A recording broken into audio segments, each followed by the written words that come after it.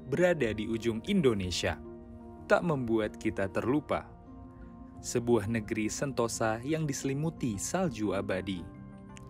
Dengan flora dan faunanya yang bersawala, dasar pasir di laut biru yang juwita, dan ciri khas, budaya, serta adat istiadatnya yang tiada tara. Bangsanya yang menari bahagia selalu membuat mentari tersenyum ria. Inilah sang warisan dunia, sepintas kisah budaya tanah Papua.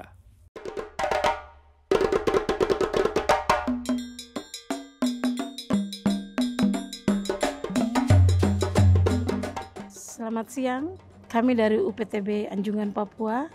Saya yang bernama Ibu Vera Lewerisa SS sebagai Kepala UPTB Anjungan, dan di samping saya Bapak Sergius Webiser SS sebagai Kepala Tata Usaha Anjungan Papua.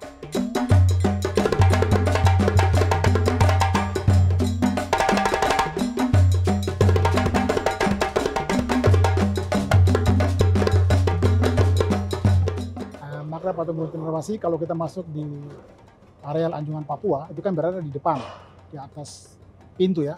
Nah, itu sebagai simbol juga ucapan selamat datang, dan juga merupakan satu langkah yang dilindungi oleh orang Papua, juga kebanggaan orang Papua dan masyarakat luas dunia juga melindungi satwa itu.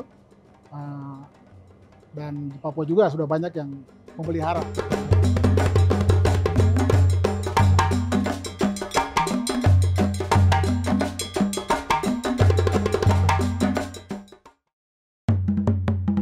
Kalau rumah adat di Papua ada 7 jenis, ya seperti satu yang kami sebut rumah Honai. Yang sekarang kita lihat, kita lagi mengambil gambar di rumah Honai ini. Ini berbentuk bulat seperti jamur, dan rumah ini juga bisa ditempati oleh manusia. Dan di dalam rumah adat ini ada seperti tungku, dibuat tungku untuk menghangat badan. Karena rumah ini terletak di daerah pegunungan, jadi dingin, hawanya dingin, makanya rumah ini dibuat untuk rumah tinggal juga bisa, untuk menghangatkan badan. Ya, karena rumah Kariwari itu dia juga beda wilayah adat. Jadi kalau di Papua itu kan ada 5 wilayah adat. Itu Manta,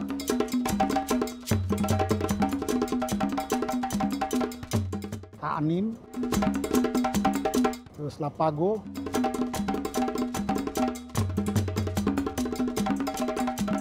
Mepago, dan Sereri.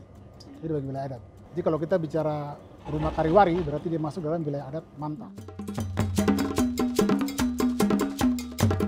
Manta itu berarti daerah Jayapura, Sentani, itu masuk ke wilayah sana. Rum Kariwari ini itu biasa sebagai tempat musyawarah, jadi bukan tempat tinggal. Dan besar Rum Kariwari ini dia adanya di pesisir Danau Sentani.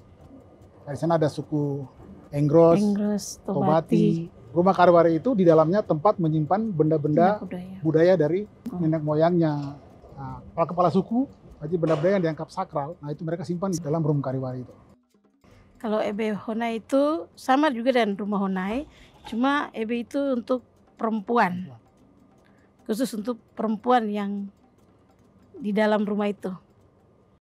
Patung Embis itu kita lihat patungnya yang bersusun-susun ya, patungnya bersusun. Jadi patung itu berasal dari suku Asmat, itu mereka masuk di wilayah Kaanim, itu daerah Merauke, Digul, itu masuk dalam kelompok wilayah adat Kaanim tadi. Jadi patung Bes itu merupakan simbol keturunan mereka. Jadi patung-patung yang mereka ukir dalam bentuk manusia yang bersusun itu adalah mereka yang sudah meninggal. Nah, untuk mengenang roh mereka, dibuatlah dalam bentuk patung dalam satu kayu. Dan biasa kayu itu mereka balik setelah diukir, jadi akarnya yang di atas. Kenapa akarnya di atas? Karena kalau di pohon itu, akar itulah yang duluan, yang pertama akar. Jadi ibaratnya itulah mereka-mereka yang lahir pertama. Nah, rumah biak itu kan namanya Rumsram. Jadi Rumsram itu ditinggal oleh satu keluarga besar. Bapak, ibu, anak, mantu, cucu. Beberapa generasi itu mereka tinggal semua di situ. Dan di rumah itulah, rumah panjang cuma dibagi dalam bentuk petak-petak. Langkar batu itu kan fungsinya ya dia sebagai simbol juga untuk perdamaian bisa. Jadi ada upacara perkawinan juga bisa. Pokoknya yang disebut upacara adat lah. Dan bakar batu ini di Papua bukan hanya satu suku aja yang mengenal. Ada banyak suku yang mengenal. Dari wilayah Saireri juga ada, wilayah Haanim juga ada, Lapago, Manta, dan semuanya. Cuma mungkin caranya yang beda-beda. Namanya saja yang beda. Kalau batunya tetap bakar batu, cuma nama daerahnya yang berbeda-beda. Kain kepala itu memang kalau kita ini kan di Papua.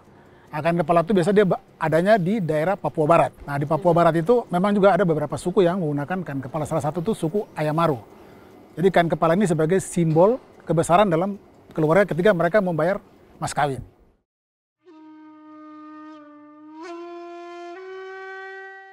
Mumi ini kan adanya di daerah Pegunungan Tengah, dan biasa yang dimumiin ini adalah kepala suku. Kepala suku yang memang dia punya jiwa itu atau budinya baik. Nah ketika dia meninggal, dia dimumiin. Dan tujuannya itu agar roh dari kepala suku, maksudnya roh dari orang yang baik ini, dia menjaga warganya. Dan biasa mumi itu mereka letakkan di dalam konai. Kalau proses muminya itu memang dari rempah-rempah tradisional. Jadi mungkin dari kulit kayu, ramuan-ramuan ya, daun-daunan. Nah itu yang mereka buat. Rempah-rempah minyaknya itu mereka balut di mumi itu, dan memang sekarang sudah mungkin 300 lebih. Sampai sekarang masih ada. Jadi kulitnya itu yang masih ada.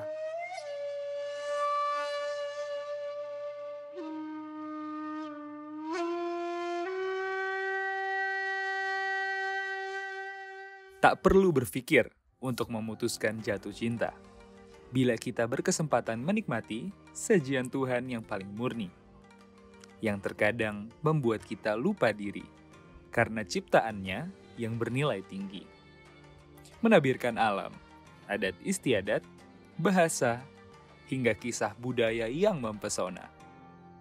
Seperti Papua, tanah subur yang mempersembahkan surga dunia. Sang Mutiara Hitam di ujung timur Indonesia.